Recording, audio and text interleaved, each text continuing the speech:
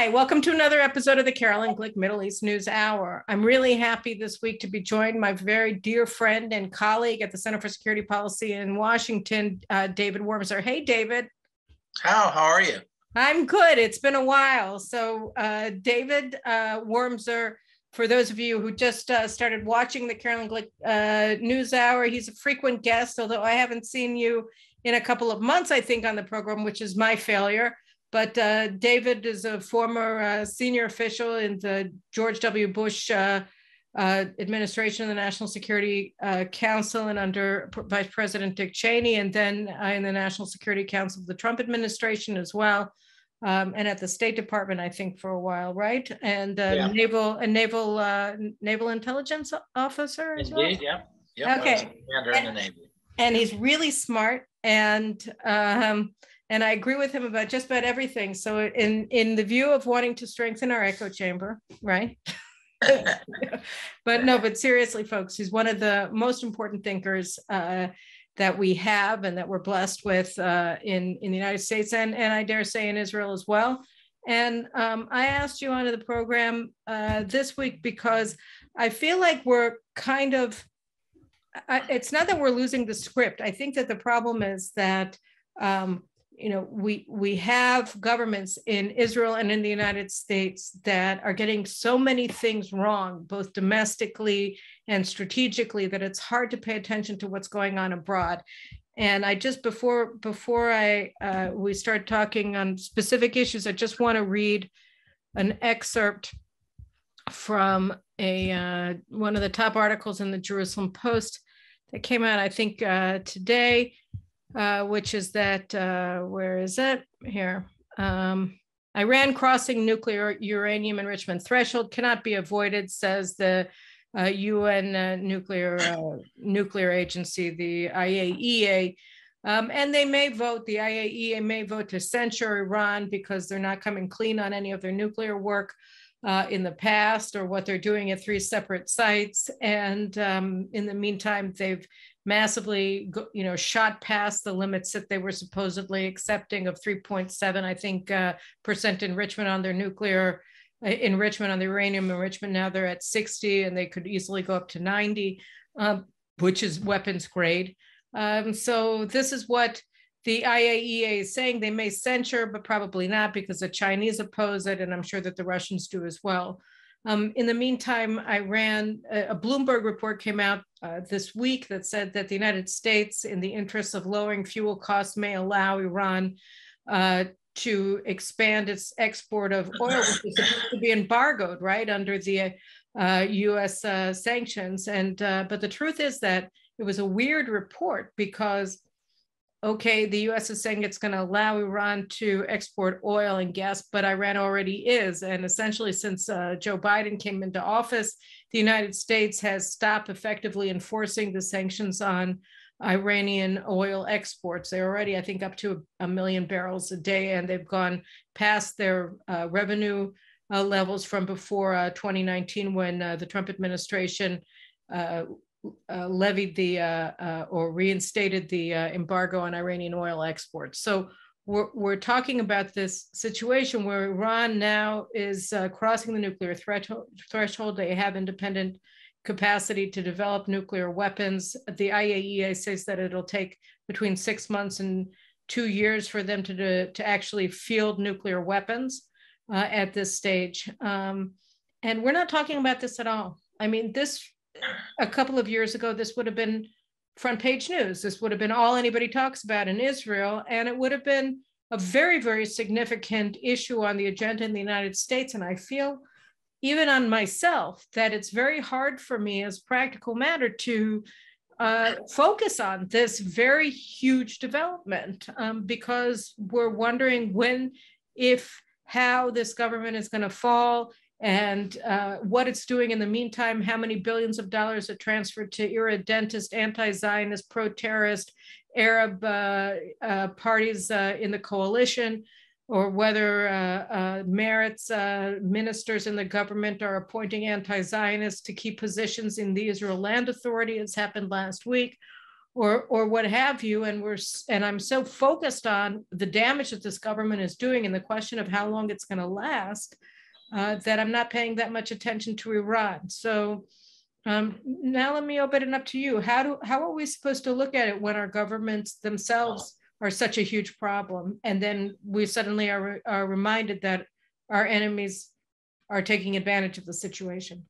You know, we're entertained a little bit by the way these governments in Israel, or really any in the West, when they're in trouble like this and they constantly are fighting and not getting things done. It's on one level entertaining for the press and others, but there's a very real cost. And at the end of the day, a nation can decide to do something in foreign policy, but it's not going to get there, either in terms of deciding or preparing, if it doesn't have its internal house in order. We learn this throughout history, that the way nations go down is internal disarray and their inability to deal then with the foreign policy question.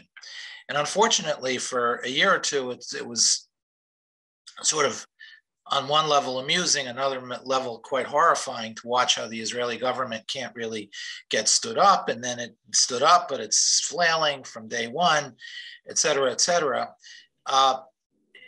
But this is now the cost. The cost is that major issues are being deferred. Major issues are no longer the front and center of the Israeli consciousness that should be. The Palestinian issue and the threat to Jerusalem is a major issue that should be front and center. The Jordanian behavior over the last half year is should be front and center. And of course, the highest level of all of them is Iran, because we're reaching a critical point right now. And instead, we're dealing with all sorts of issues. By the way, Israel's not alone with this. The United States is as well. We're facing significant challenges globally and domestically, from supply chain breakdown, which, to be in the United States and see parents not able to feed their children because they don't have formula, and many parents have kids who can't just take regular milk or so forth. This is horrifying. This is the United States, having children go hungry. There is a breakdown in leadership and political leadership in the countries, and it's crowding out the real issues that the country has to deal with in foreign policy. But the real issue actually is the internal coherence of the country. I mean, there's a reason why we begin to focus internally, because if we don't have that in order, we can't deal with the foreign policy questions. You know what's so weird? I mean, I actually think that the supply chain issues in the United States are quickly rising to a level of strategic, in terms of their impact on daily life and the quality of life in the United States. And there are other issues as well, the housing crunch and rise in housing prices, just the inflation a lot across the line, and stagnant wages, and other things as well that are domestic problems in the United States. And we're having similar issues in Israel as well, particularly with our housing market, which has just skyrocketed to the point of insanity. I mean, housing prices have risen officially 16% over the past 12 months, but they've risen even more than that. The old number was that you have to pay 300 months of your salary in order to buy an apartment in Israel. I'm sure that it's higher than that now, because the prices are just mind-blowing, and wages are not rising nearly as quickly as the prices. But the thing is that it feels to me like there are problems that are a consequence of a larger problem, which is that we have very significant portions of our left in Israel, and you do in the United States as well, that no longer feels patriotic, that no longer feel proud of their national identity. And in fact, they hate it, and they're undermining their nation and besmirching it and treating anybody who doesn't do so as fascists and racists and morally, and at best, morally impaired. And we saw in the United States, I think earlier this week, a professor at Georgetown Law School was forced to resign under duress because he was under constant threat of being fired for, saying something wrong on Twitter before he even worked at Georgetown. Wrong as in wrongthink, as in not the officially licensed speech of the Georgetown University political commissars, and the same thing happened in Princeton, I think, last week. So we're looking at a much wider phenomenon in American public life where there is an official dogma, and if you don't adhere to it absolutely 120%, then you are no longer as desirable. You are canceled. You are horrible. And in Israel, we're having very similar things happen here as well. The way that the Israeli, there are many Israeli what would be the word, versions of the deplorables and the clingers and all the rest of it that the left has demonized the right in the United States. We have Bibistim, that everybody who opposes this government is part of a personality cult that worships Netanyahu. They're racists, they're religious fanatics, or primitive culturally, or whatever. So it's both racist to oppose the government, and the attacks on the opposition are themselves inherently racist, but whatever. I mean, so we have this kind of constant drumbeat of incitement and demonization of the right in Israel by the government, which is supposed to include aspects of the right. And that's the other part of it. And you also have it in the United States with the Never Trumpers, which is that whereas the left, goes lockstep to this very, very harsh, revolutionary, anti-American or anti-Israeli drumbeat, on the right, you have significant constituencies in Israel. It's and you can count it as somewhere along the lines of almost 20 mandates, how many? What percentage of that is of the Knesset? A sixth of the Knesset. Yeah. Are breakaway right-wing parties who hate Netanyahu more than they care about their ideology, and they have crowned the radical left and the Muslim Brotherhood Party rather than see Netanyahu get another term in office. And it's not just Netanyahu; it's also his supporters that they hate.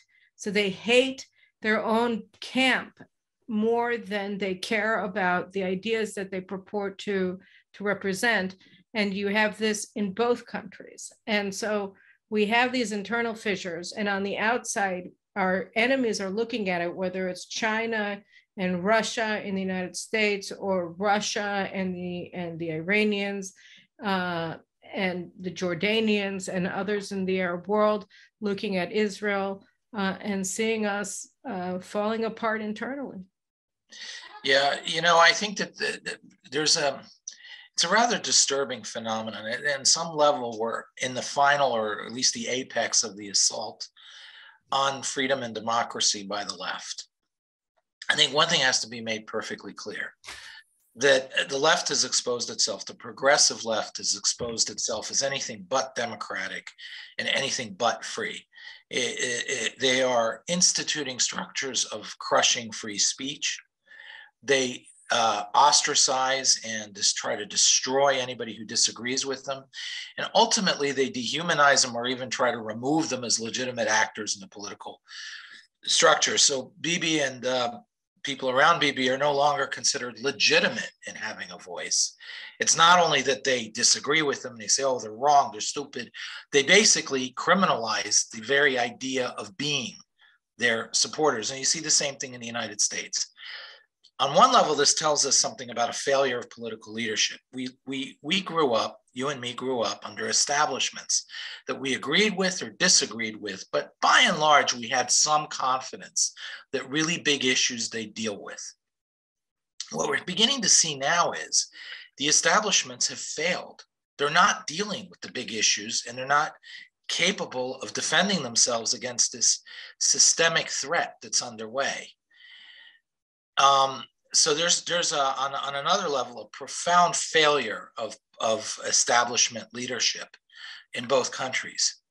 The one difference that I would point to in Israel is I'm a little more optimistic, and this I know goes against the grain in many places, but I'm a little more optimistic about Israel than I am about the United States.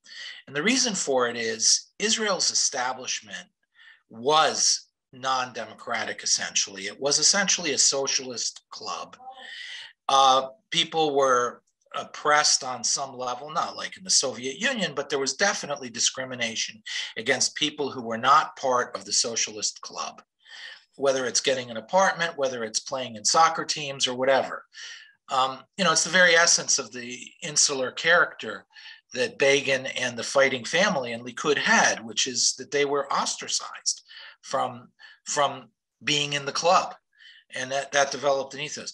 What's happened over the last 20, 30, 40 years is that structure in Israel has been slowly broken down, whether it's cultural, et cetera.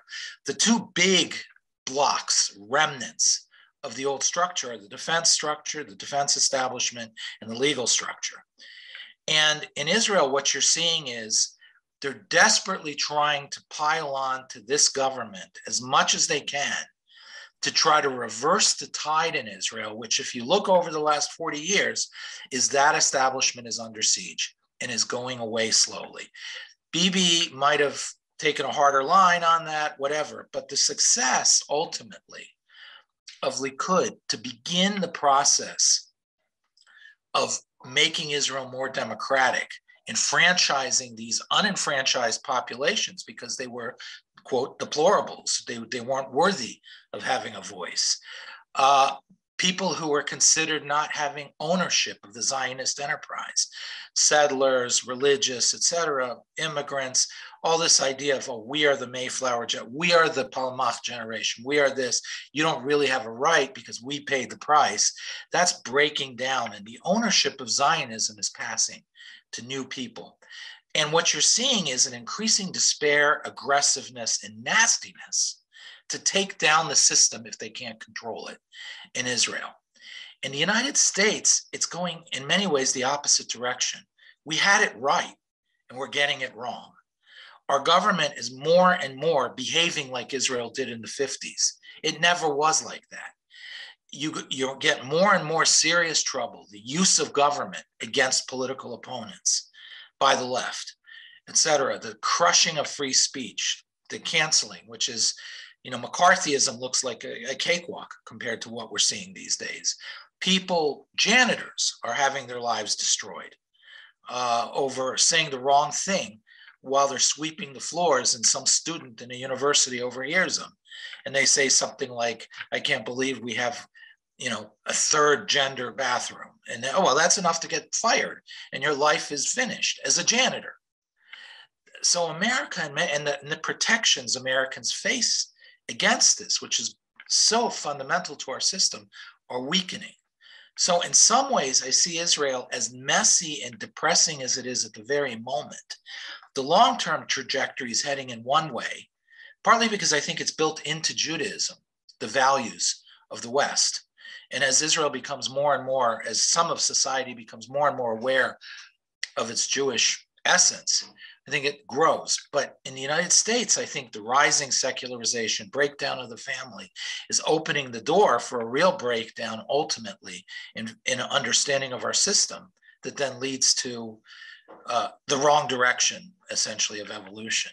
And I think that's what we're facing in the United States now. Do you think that what happens in Israel is a reflection and a follow-on of what's happening in the United States? Or do you think that Israel is what's happening here is independent of what's happening in the United States? And then a follow-on question, which is a little bit different, is, I was speaking to a group of evangelical Christians who were here in Jerusalem last week, and I don't know if anybody said it to me explicitly or whether it was just sort of the undertone of what a lot of the people were saying, which was, we look to Israel for our strength, for our inspiration. That we're at the Jerusalem prayer breakfast here in Israel. And there's a sense of confusion when Israel is not acting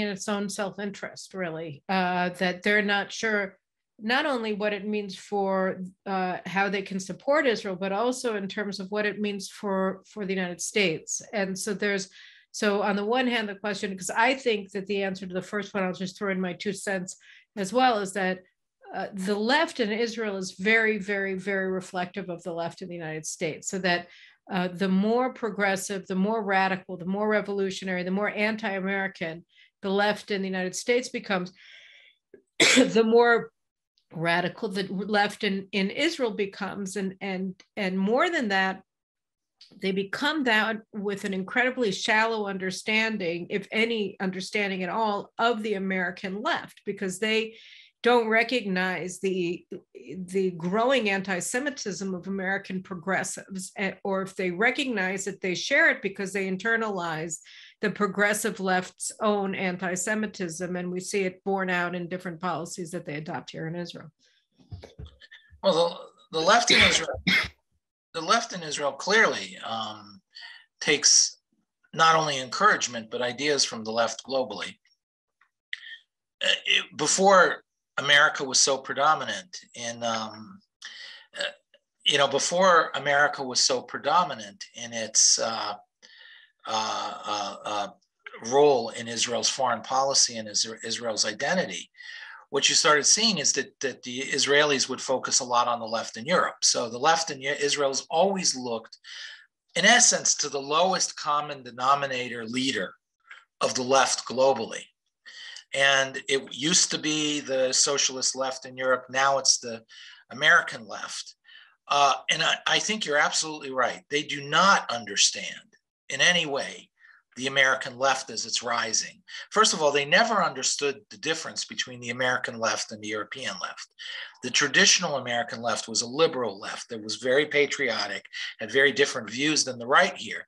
But it was based in American political debates. It wasn't a socialist European left.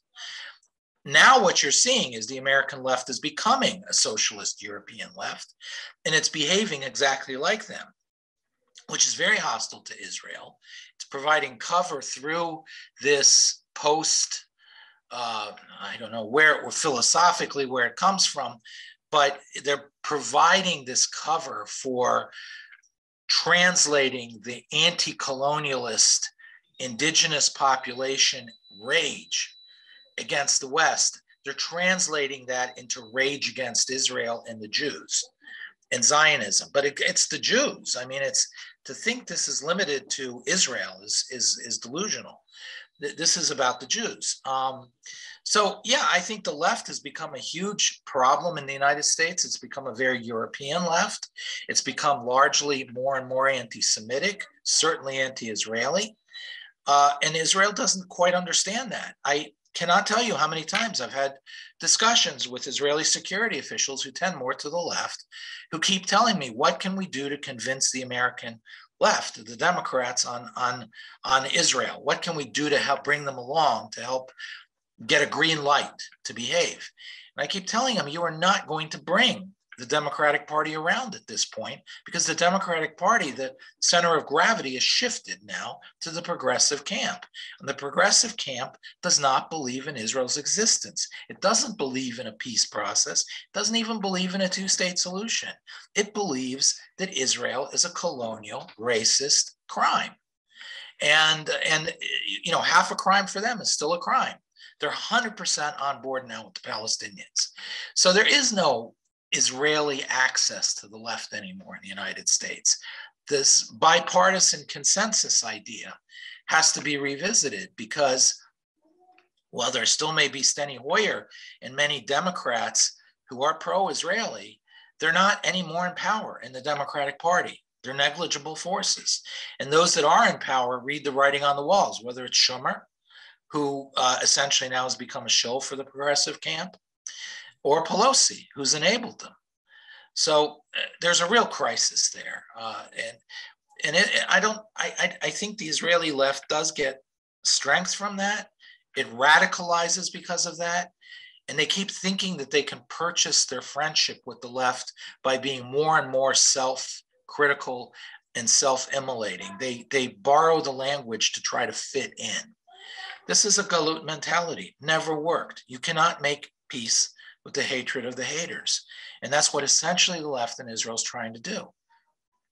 I think you're right. And one of the most discouraging things for me is that when you listen to what the cabinet ministers are saying, people like Merav Michaeli and Tamar Zandberg, Nitzan Horowitz, and even people in Benny Gantz's party. I mean, they have internal, Nachman Shai, who's the Minister of Diaspora Affairs.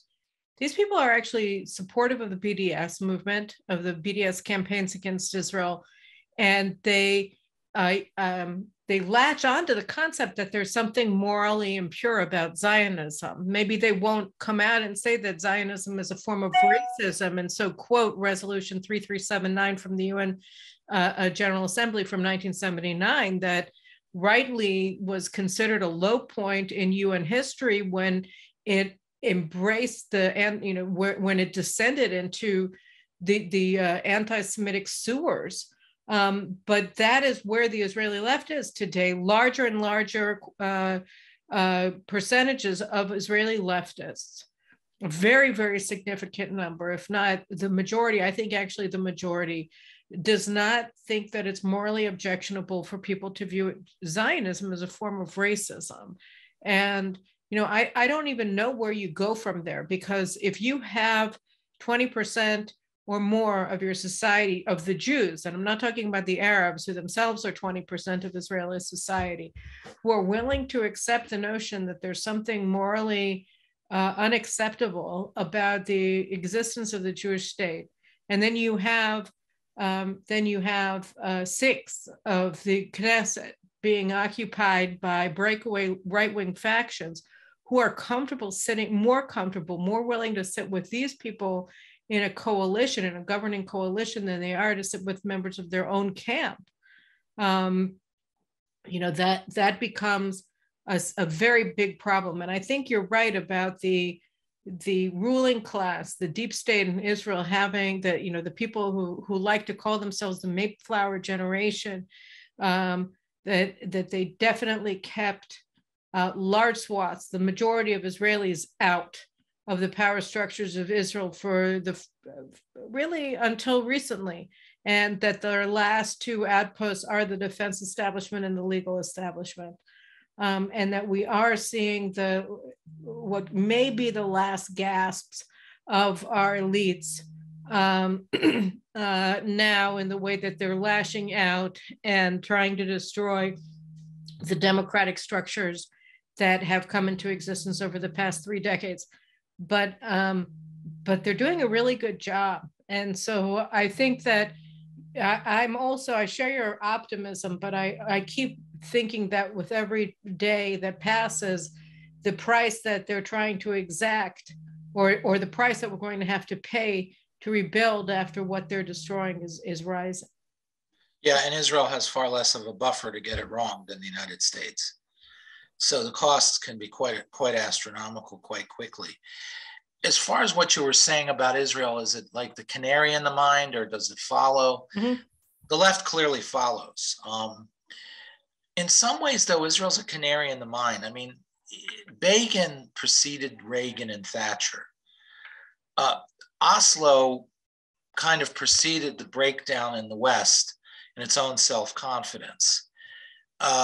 So in some ways, Israel being more raw and fast-paced, but yet still very Western, I think to some extent faces earlier in a more raw form some of the things the West eventually faces. So in that way, Israel is to some extent a warning light, a warning mechanism for the West. Now, that said, where I think the Israelis, well, I'll leave it at that for the moment. I had another thought, but I forgot it. At my age, you forget these things, but I'll pick it up. I'll remember in a second.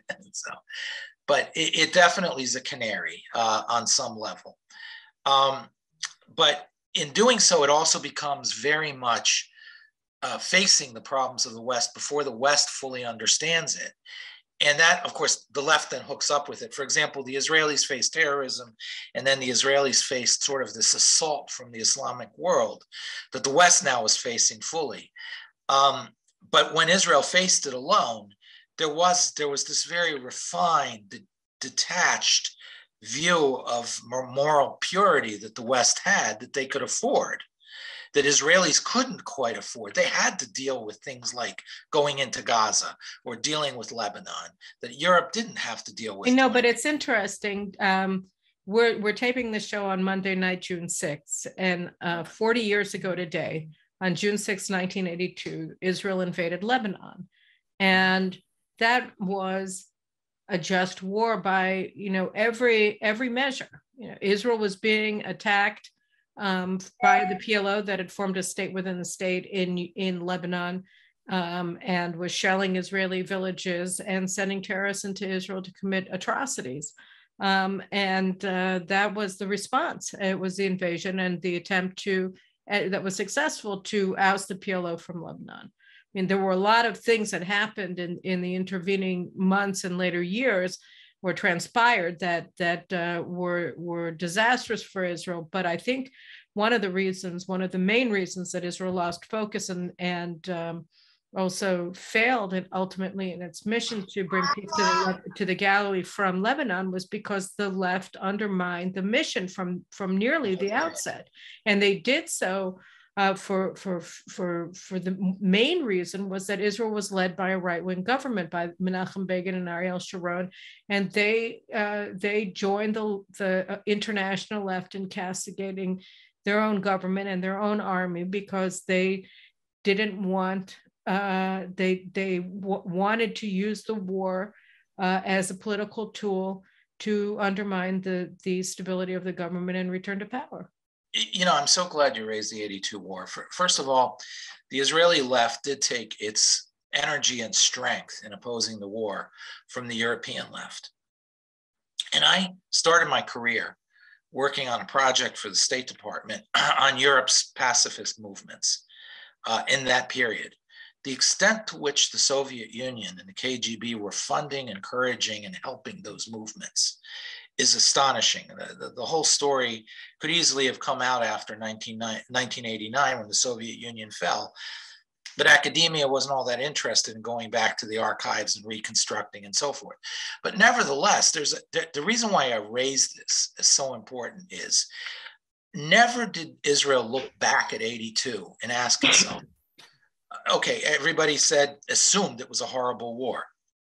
And it cost a lot. I get that. It was terrible. But at the same time, I think it was one of the most important strategic events of the Cold War. Israel delivered for the West an astonishing victory that struck to the absolute core of Soviet confidence.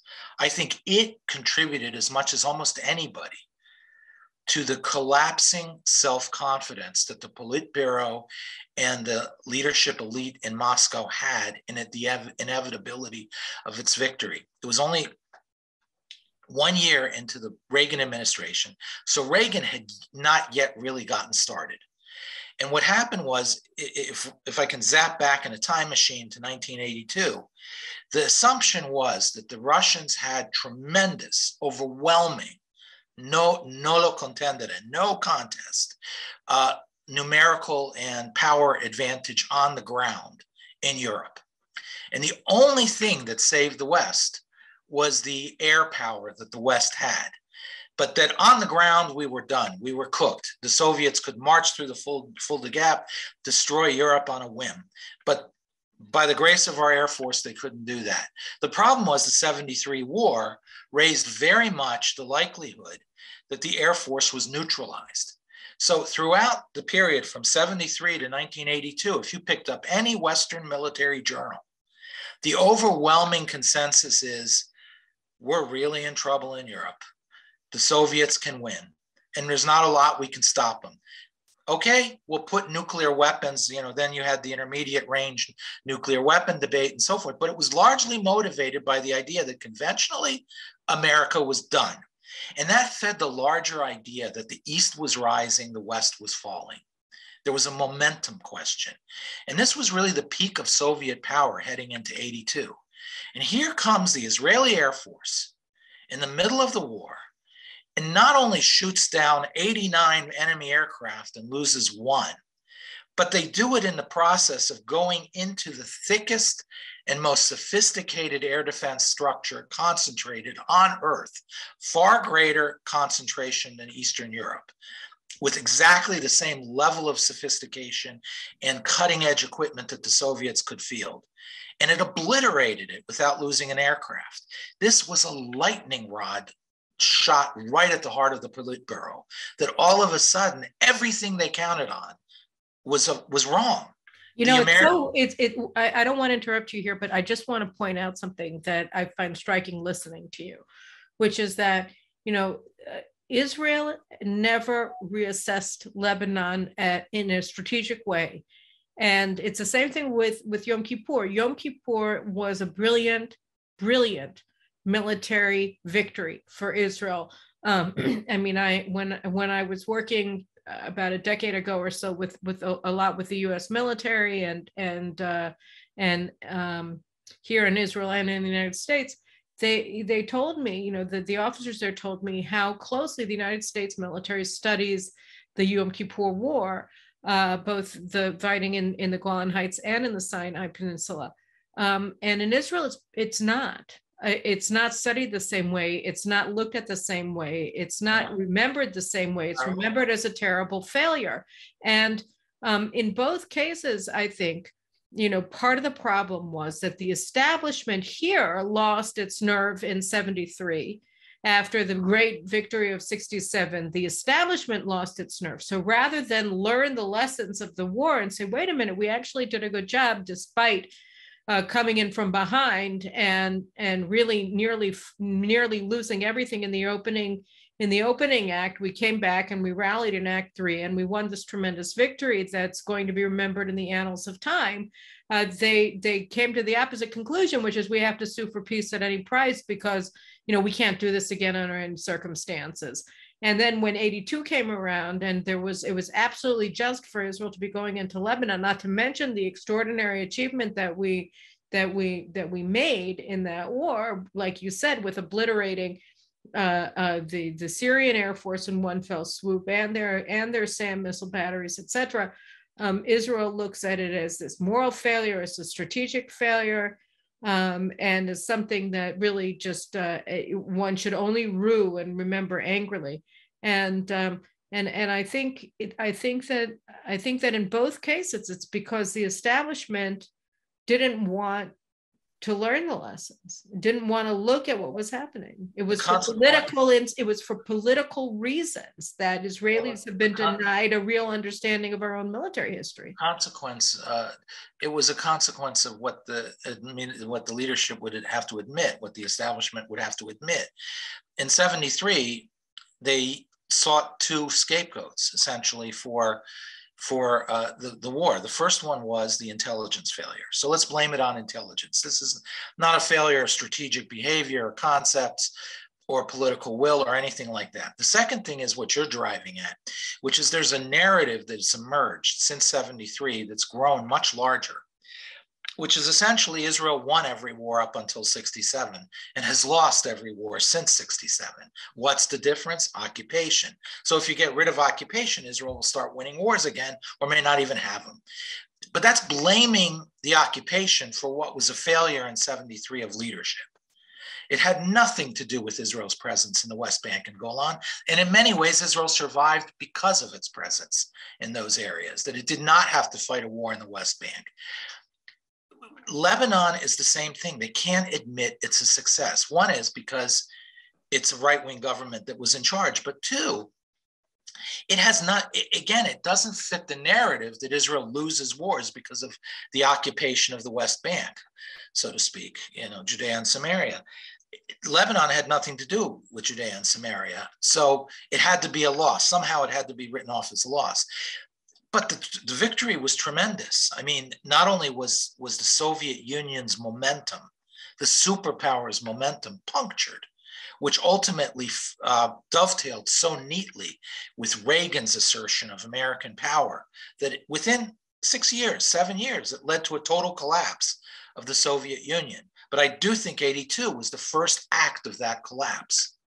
The second thing is the whole non-aligned movement strategy of liberation movements and so on and so forth, the PLO had completely catastrophically failed. And by 1993, it was dying.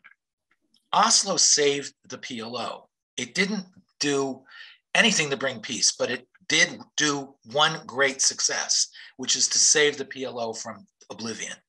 So there was Russia facing over a period of a decade two fundamental collapses in its signature strategies by virtue of Israeli power. So Israel had an outsized ability to do severe damage, and it did it on its own without American support, which is a critical issue to remember. And yet the left, that's why I raised this issue of the European left was funded by the Soviet Union. Of course, they had to become against Israel. Israel was mortally wounding their Soviet patron. So the left had to become in a twilight struggle to the death with Zionism, which is where really this extreme outsized hatred of Israel comes from on the European left. And that's wait, let me just back you up for a second, because you're making a profound point, but I'm not. But I want you to back it up, because the European left was profoundly anti-Israel since '67, when the Soviet Union cut off its ties with Israel after the Six-Day War. So that, I mean, the European left, and by the way, the American Communist Party that later, today now controls the Democratic Party through the Democratic Socialists of America, but the Soviet clients in Western Europe, and to a much smaller degree in the United States, but they turned their back on Israel after the Six-Day War because they followed the Soviets. So you're saying that they became more anti-Israel after the collapse of the Soviet Union because they wanted to take their I don't understand. So explain that. They became anti-Israeli after '67 very heavily, because '67 was already a humiliating defeat of Soviet Union and its strategy by defeating Nasser and the whole Arab nationalist camp. One has to remember the Soviet Union had invested a tremendous amount in absorbing the World War I German to World War II Nazi German intelligence subversive structures in the Middle East, largely focused on this attempt to build this Arab nationalist camp. And when the Nazis were defeated, it was an easy transition to becoming the structure through which the Soviets operated. Right. So '67 dealt a very heavy blow to that. In some ways, in my view, it was a fatal blow to Arab nationalism. And we're seeing the 40-year death throes of it. But nonetheless, so the left in Europe already began to see Israel as wounding their patron to some extent. But it really intensified in the early '80s, partly because the United States threatened Russia more, and the Soviet enterprise under Reagan. But most importantly, what Israel did in '82 so mortally wounded the Russians that the Russians really lost it and really intensified their push by the European left to really take out Israel as much as to really turn against Israel. So you had this anti-Israelism that was gripping the left. There are some other reasons too, but the Soviets were definitely encouraging it. We see it with the Zionism as racism in 1975 resolution. In fact, you already saw it to some extent with the creation of the PLO in '64. This rising Soviet attempt to go after Israel because it was symbolizing Western power. '67 damaged it, caused the left to really break with Israel. But the intensity of hatred, the despair that the left faced in allowing Israel to continue, you can just see that really harsh intensity increase at the end of the '70s and early '80s, and especially after the '82 war. But I mean, you could argue that it isn't exactly a cause and effect. I mean, the left internationally was becoming increasing. I mean, the non-aligned movement, the non-aligned movement strategy of the Soviets that you spoke about earlier. I mean, that was a strategy that involved that involved attaching the Western left to these liberation movements. I mean, you see it, people should read the Mitrokin archive, which is the archive of the KGB files that was smuggled out by a KGB archivist who just copied all of these documents and then got them to Britain, and he escaped. And it came out, I don't know, in the 1990s or early 2000s. And the third world strategy of the Soviets takes up a volume of the Mitrokin archive. And the idea behind the third world strategy of the non-aligned movement, and the PLO was a very central organ in that. I mean, and you can read that in what's his name, the Romanian spy chief's. Yes, I know who you're talking about. We'll get to him in a second, but he wrote a memoir about his time as the head of the Romanian KGB, and he speaks at length about how important Arafat was to that strategy. And, yes. and the whole purpose here was exactly what we see now with the Israeli left saying, oh, yes, Zionism is a form of racism, right? And the whole BDS movement and trying to get American Jews to say that Zionism is illegitimate, which is that, and the same thing, by the way, with the Black Lives Matter towards the United States, which is to cause Americans on the one hand and cause Jews on the other hand, both in Israel and throughout the diaspora, to doubt their own moral right to freedom, or in the United States' case, to superpower status, so that you cripple the United States from within with moral doubt about the justness of the United States of America as a way to defeat the United States. You know, I mean, and so I think that it's not. What I'm trying to say is that there were moments like 73. And like 82, and then the Palestinian uprising in 87, 88, that were invitations to the left to attack Israel very harshly.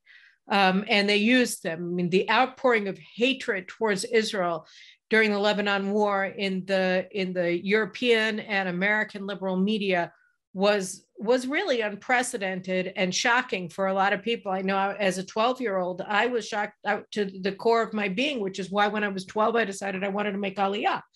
But you know, these kinds of things were unprecedented, but they weren't, but they didn't spring out, you know, of the mist, you know, like Aphrodite coming up from the ocean. I mean, they were part of a larger campaign by the Soviets to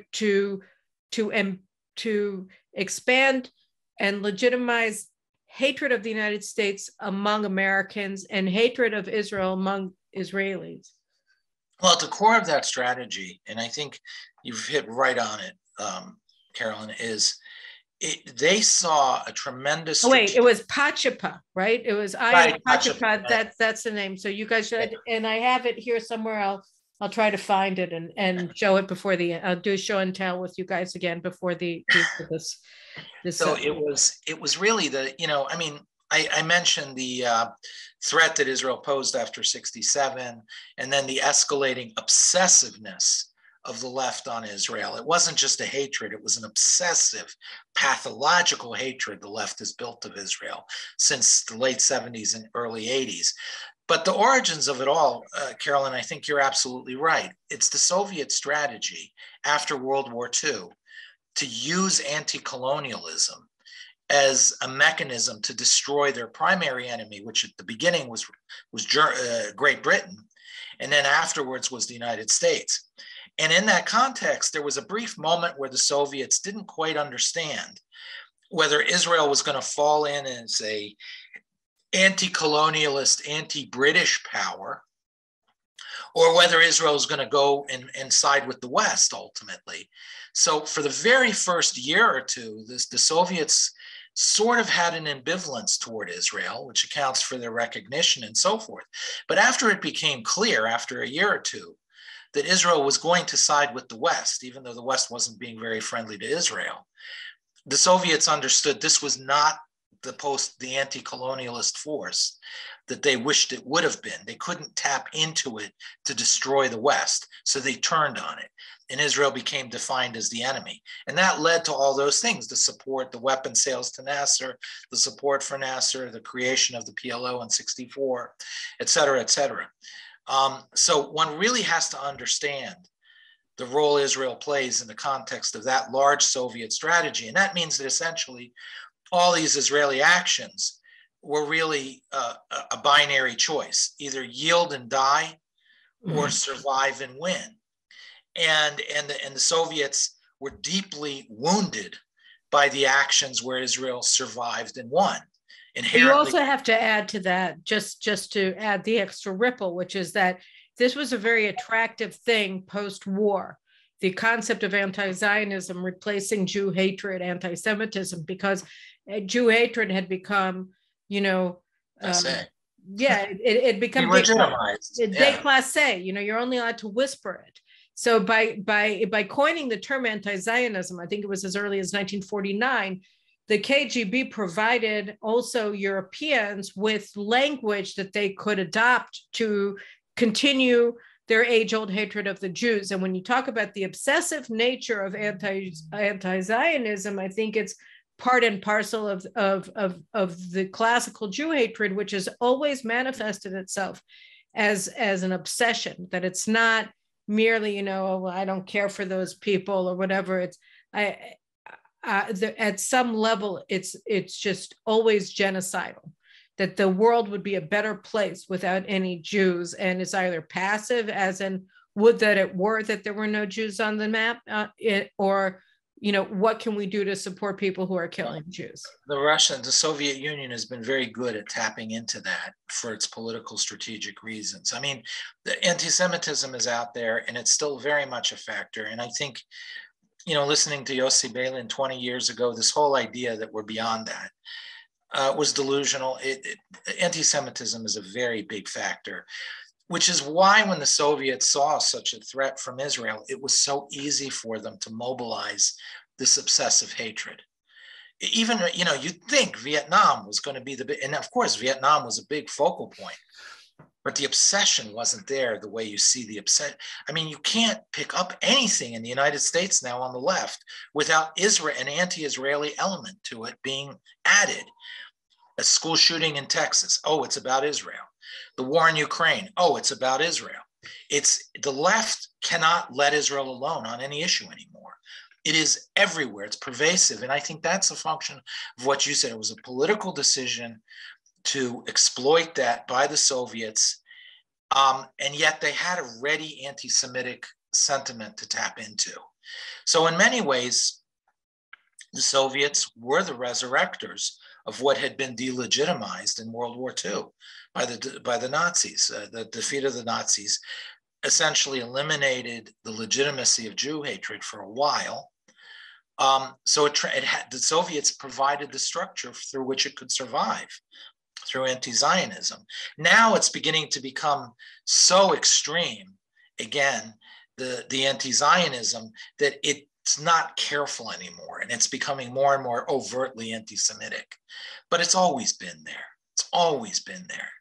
But the very act of survival, an act of surviving successfully by Israel, and I'd argue the 82 war was a great success in that, it really elevated the Russian hatred of Israel. And it really forced them to try to use anti-Semitism on an even higher and more intense level. And I think we're facing the long-term consequences of that strategy now, even in the United States, because the left... That's the other thing that's really interesting and striking to me, listening to you talk about it, recall the incredible geostrategic implications of Israel's success in Lebanon 40 years ago, which was the beginning of the end of the Soviet Union.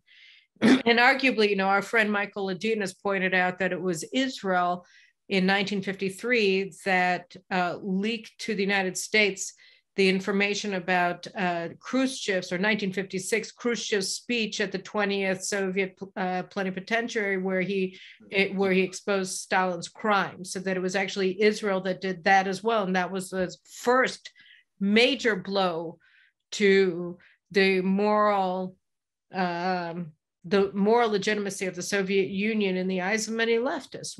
It was that speech by Khrushchev at the 20th Party Conference after Stalin died. So I think, Israel played a huge role in that. But I feel like America was able in the 1980s to follow up the incredible news that Israel exposed about the hollowness of the Russian army and Russian military capabilities to defeat the Soviet Union in the Cold War by 1989.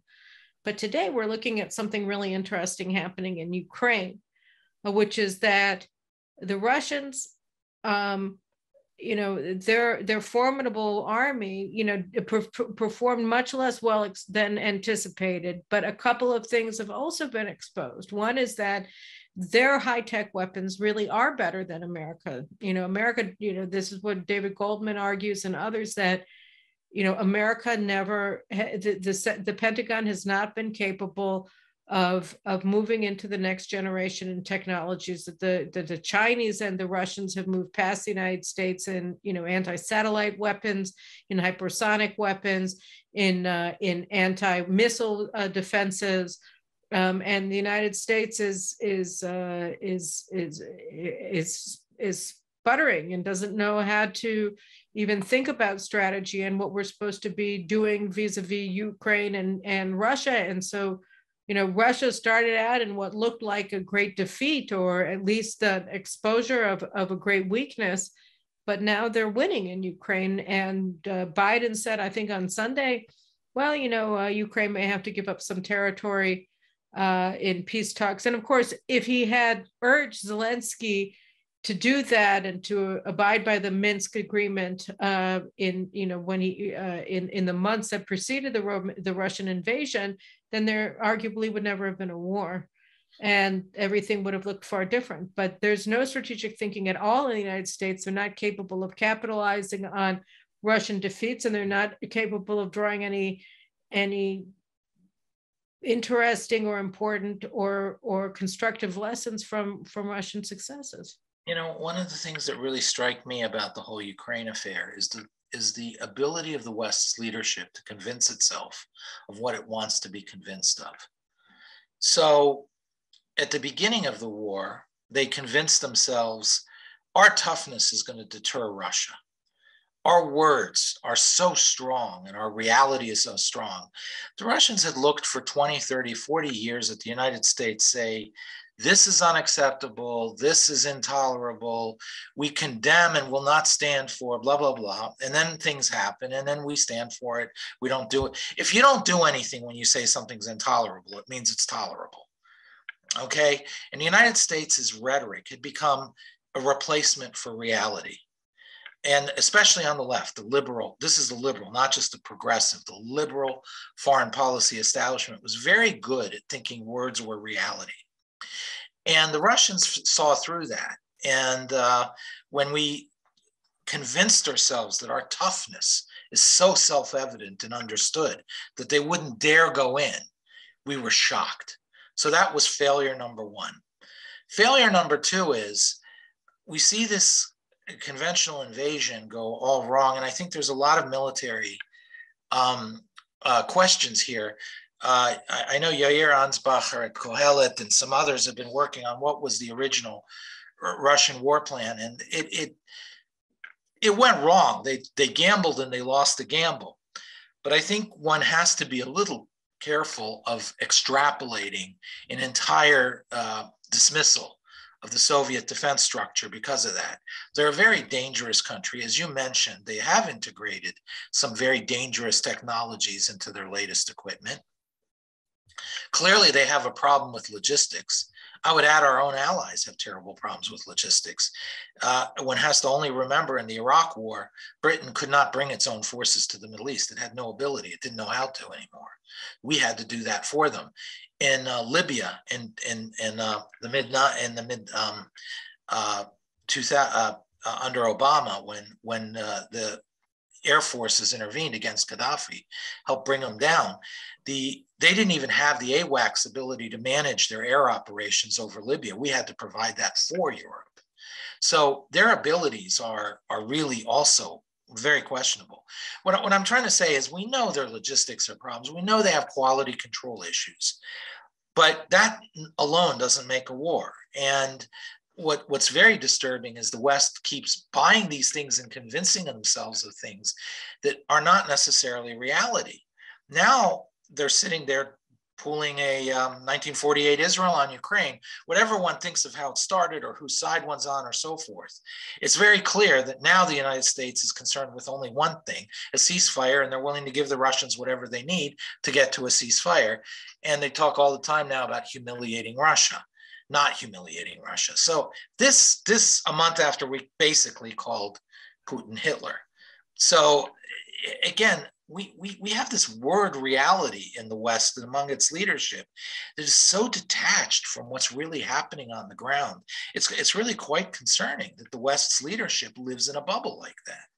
I mean, that's really the question, because you were talking about how they just use words to convince themselves of things when words themselves don't have any meaning. I mean, it's like the old thing where if the only thing you have is a hammer, then everything is a nail, and here, if you only have words, then everything is a problem that you can condemn, and that's enough. And that statesmanship can just be encapsulated in condemnation.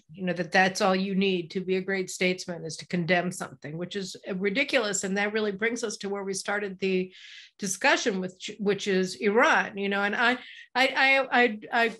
well, two aspects to it. One is the talking thing and convincing yourself that things are true. I mean, this is the whole idea of the nonsense of structural racism in the United States, or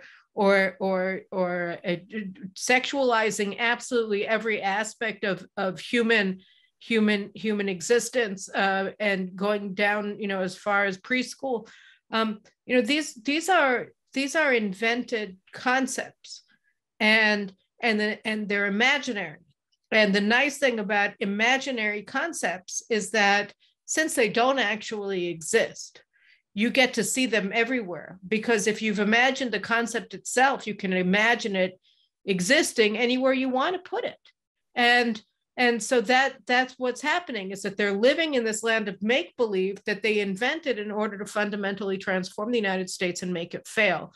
And the thing with foreign policy is that I don't know how much of this has to do with the wokeness, whether it's deliberate or not, the way that it seems to be so deliberate in domestic policy and in the imagined evil of the United States, regarding things that don't exist. But I mean, America, the condemnation as foreign policy has been going on at least as long as the genocide in Rwanda. Where and that this has become the central characteristic of U.S. foreign policy. It was the same under George W. Bush. I mean, he kept saying Iran's nuclear program is, it's completely unacceptable and we won't allow it to happen. And then he proceeded to enable it and to empower the Iranians. And so I would say that this is a bipartisan thing of the talking cure. And yes, he went into Iraq, but he refused to recognize that he was fighting a proxy war in Iraq against Iran and Syria, so that he wasn't actually fighting the war that was being fought against the United States, and therefore he lost. And just to go back for a second to the Russians and what's happening in Ukraine, I agree that everybody was very quick to say that Russia lost because they didn't win in one news cycle, and that they're very clearly winning now. And suddenly, when you see how strong the Russian economy is, why they did no economic analysis of the sanctions in the months that they were talking about imposing them, is just beyond me how criminally stupid it was. And the idea that this was just, I don't know, Putin acting out, or that he's crazy, or that he has cancer. I mean, none of this makes any sense. Putin has been talking about and acting towards taking over the Russian speaking parts of Ukraine for 20 years. And he's been doing it. And here are the Americans pretending that this is, this is something that cannot stand. Well, why not? That's the point. He's been doing it, and we've been doing nothing. We've been out to lunch, and because we lived in this world of words. I don't know that that's true. I think that the United States has been provoking him. I mean, we might have been provoking him. I agree with you, but I mean, in terms of we've been threatening this, that, and our words are empty. And I think Putin understood that. I think not only Putin, the Middle East, everybody's beginning to catch on. What happened was that we had an elite in the West who did not have the will to act. So they banked on the power that America had and prestige that it had accumulated through the Cold War to try to affect events without paying a price. And banking on if America in the Cold War said this was unacceptable, well, then it really was a think twice before you do it type response that was legitimately thought of by our enemies. And that after the Cold War, these people, this elite was banking on that determination and will during the Cold War. The second thing is you see it in the strategic rise of deterrence as the begin all and end all of all strategy. Because deterrence is ultimately, you don't want to pay a price for war. So you try to convince your enemy that it's not worth it. Now in the Cold War, we had a tactic of deterrence, and we backed it up by demonstrable actions and weapons. Since the Cold War, we've more and more just simply fallen back on this rather mushy concept in the West of the cost of war, that it costs everybody. It is so terrible that nobody should want it. So the very existence of war becomes a deterrence to war.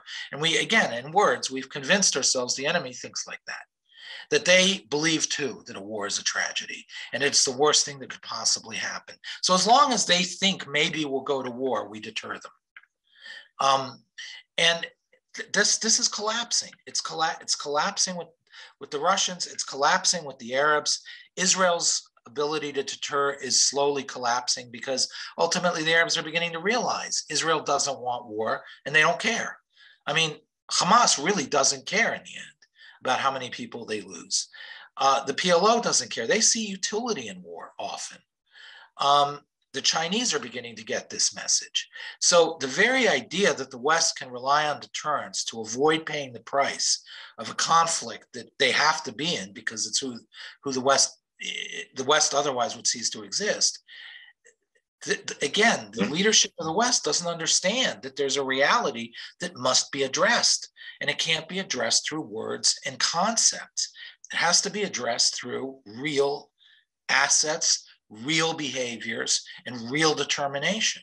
Yeah, I agree. I mean, I think that throughout the 1990s and into the present, so that for the past generation, there's been this idea that has become popular, if not dominant, and I think dominant in many circles of the Western elite, which is that war is irrational, is that it's irrational to go to war because the price is so high and so the suffering is so grave that nobody would want it. And maybe it's irrational for the West. They may be correct, although I'm not sure anymore that that's true when you look at the over 150,000 missiles in Lebanon that are all pointing at Israel, or the same in Gaza. I'm not sure that it is irrational to go to preemptively strike Lebanon to get that away from Israel, to obliterate as much as possible their capacity to cause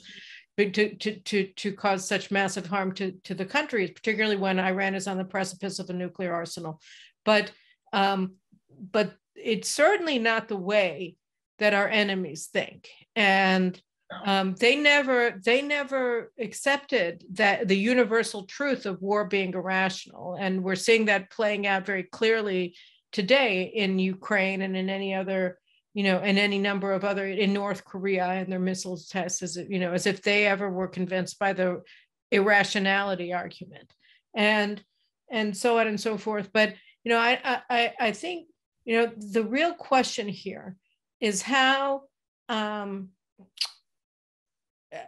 there are two questions. One is a timeline, right? And I get tired of hearing about the timeline of Iran's nuclear weapons program, because all of them have been, all of the naysayers say well, everybody's alarmist and, blah, blah, blah. And I think that to a degree, they're correct. I think that Iran maybe would have been able to become a nuclear power long ago, but they decided that they didn't want to be one because they thought that the price was too high.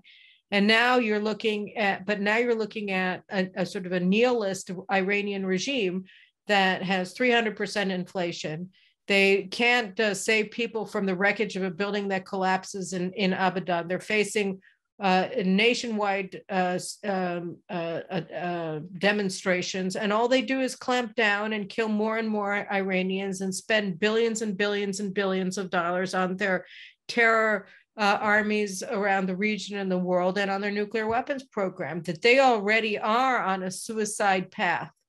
Because when you look at what they're doing at home, they clearly don't care if they lay waste to their own country in their pursuit of the destruction of Israel and in the destruction of the United States and whatever else is in their missile sites. And on the other hand, you have what's supposed to be the correction mechanism in the United States and in Israel, which is democracy, which is the upcoming elections for Congress in November. And right now the Israeli government is on a death watch. Every day it gets another thing that can bring it down. Every day, part of the reason nobody's looking at Iran is because our journalists are stupid, but the other reason is because the government really is on a death watch. Everybody's looking to see, are they going to pass this vote? Are they going to get through this vote in the Knesset? Are they going to survive this hit or that hit today? It's a question of whether they're going to be able to extend the application of Israeli law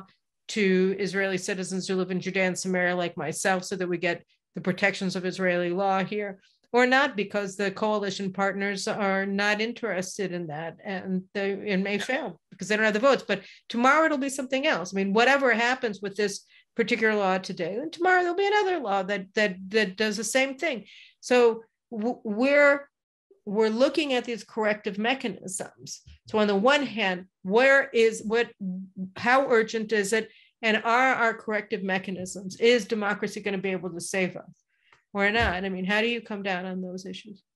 Well, it's concerning. I think Israel is reaching red lines, not only in Iran with the nuclear program, but in Lebanon with the escalation of technology in the weaponry that Hezbollah is fielding, the precision-guided munitions. This becomes a strategic threat. If you can land a missile on an intersection or on an airfield, as opposed to a terror weapon against a city, it becomes a very dangerous thing for Israel, which still to this day depends on its mobilization and the ability to move its population and assets from the center of the country to its borders. So this is the second thing is the strategic use of Israel's Arabs, and not only in the West Bank, but Israel's Arabs themselves. I think the next war will see something much more ghastly than we even saw a year ago. And again, a lack of real seriousness in dealing with it. So these threats are building. We're reaching red lines. I think there's a slow awareness developing that those are real threats. I think Israelis are aware the Israeli Arabs in places like Lod and Ramla and so forth may be real problems. But the political leadership, as you say, this is the disturbing part, is it's still very personal, it's still very political, and it's still very tactical. And sometimes they even think they know that they need to start doing the right thing, like arming, like creating a civilian guard to protect Jews against what happened in the cities in the last war. But then it just doesn't happen, or it happens slowly, and it's not. There seems to be a breakdown in Israeli functionality of government that needs to be addressed here, and it's both in terms of forming a government and in terms of its performance as a government. By the way, I deal with the gas sector, and I think that the words are great, but there's no operational determination to use this moment with Europe to fundamentally transform Israel into a gas provider for Europe. That requires real actions and real adrenaline to get it done. And yet I think the Israeli government, again, let's say it, maybe it'll happen. So I think there really now is with Iran, with some other issues, Hezbollah, there really is a moment where the Israeli political structure has to get serious. And it's very scary to watch that it has not yet gotten serious.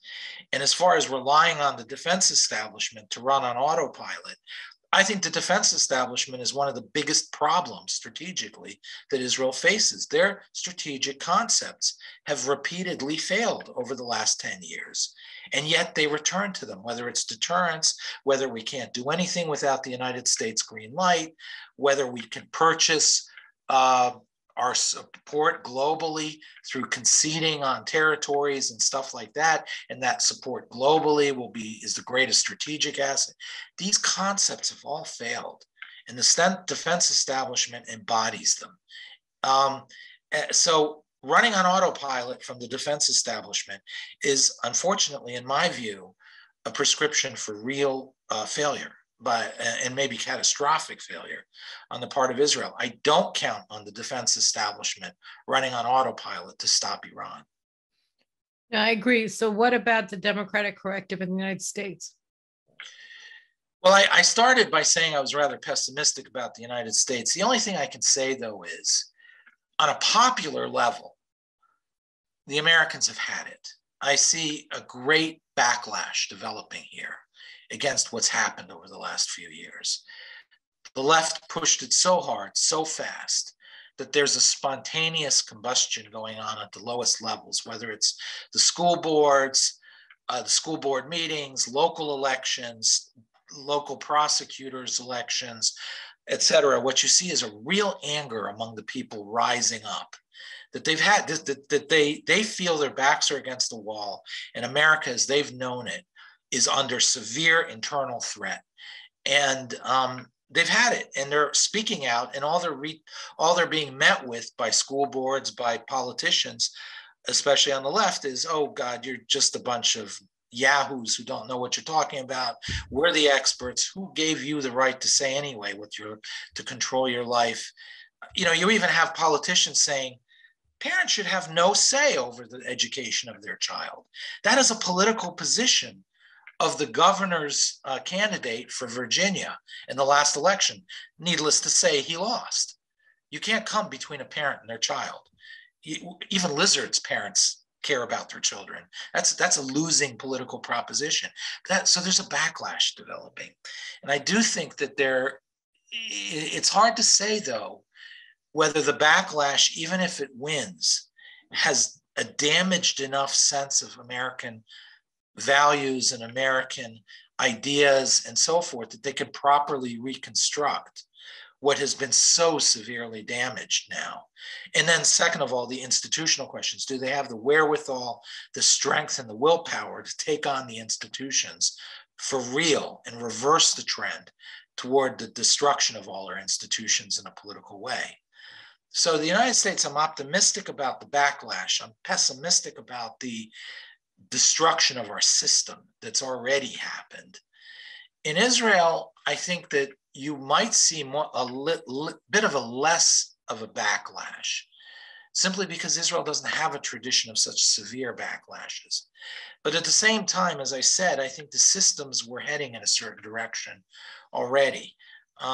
So I don't know, it'll be interesting to watch. It's depressing to watch, because really that question will determine whether any foreign threat ultimately can overtake the countries. Israel will win, the United States will win against any foe if we have our internal house in order. If we don't, we're not going to win. And not winning means destruction. You know, I agree, David, and I'll tell you more. I began this discussion with you about, you know, by citing the article saying that Iran has already passed the nuclear threshold. It has the wherewithal to develop nuclear weapons. This is the thing that we were trying to avoid. This is the thing that we were working towards for 19 years, since 2003, more or less. And you can go back to the 1990s with ballistic missiles to Iran as well. But and now the IAEA is making it official, saying that they've passed the nuclear threshold, and it'll be within 6 to 2 years that they have fieldable nuclear weapons.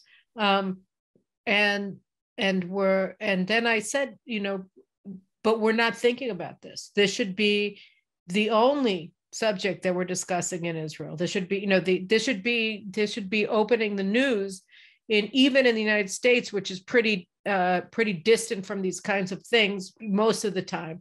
But it's barely mentioned in the news here, and it's probably not mentioned at all in the news in the United States, in the network news, because people are worried about baby formula, and people are worried about transgender grooming of children, and so on and so forth. And they're worried about, mass killings in schools and abortion and any number of other things. And really just sort of the way that American society is unraveling. And the same goes for Israel, so that you have these incredible threats that are mounting against Israel's very survival right in front of our eyes. And yet we have a government that can't pass basic laws that protect the basic interests of Jews in the Jewish state, because you have members of the coalition that oppose Israel being a Jewish state, not only the Arab Muslim Brotherhood Party, Ram, but also Meretz and some members of labor as well. And so you have a significant issue. The left in the United States is anti-American and obviously anti-Semitic, and the left in Israel is increasingly anti-Israel. So, this is a problem, and we can defeat them. But in order to do so, I think that there's an incredible interest in the United States. I wrote my last article in Israel Hayom on Friday on the Sussman trial and its comparison to the Netanyahu trial. And I think that on the right, in both countries, there is a very clear awareness that the deep state has to be curbed, that it has to be brought back. But the question is whether you're going to have a majority to do that when you have significant percentages on the right in both countries that would prefer to cooperate on a bipartisan level with anti-American revolutionaries on the left than to sit down and work with their own parties and their own political camps. So we'll have to see. It's an open question. I think that in our conversation today, we've outlined the stakes and what is, what lies in the bounds for both Israel and the United States. And time will tell whether people heed the warning, not just the one here. Obviously, everybody has to listen to the Carolyn Glick Middle East News Hour to understand what's going on. But I mean, the warnings that are written on every wall in America and in Israel. So we'll just have to see whether we're able to get our house in order in time, and God willing, we will. Yeah. God willing, what else are we going to do? So thank you very much for joining me on the show today, David. And thank you all for watching and for listening on the podcast on JNS, on the Carolyn Glick Middle East News Hour channels on YouTube and on Rumble and the podcast. So thanks again for watching us, David. As always, it's a pleasure. I think, and I don't know about you guys, but I'm not depressed listening to David, because I think it's really wonderful to have somebody like David who's capable of giving a lucid analysis. Israel's war in Lebanon in 1982 was not a failure. And it brought about massive change for the better in the world. And we have to know the truth about the things that we've experienced, whether in retrospect or in real time. And that's why this kind of analysis is so important. So again, thank you all. And we'll see you again soon, David, on the show. And we'll see you, all of you, next week on the News Hour. Take care.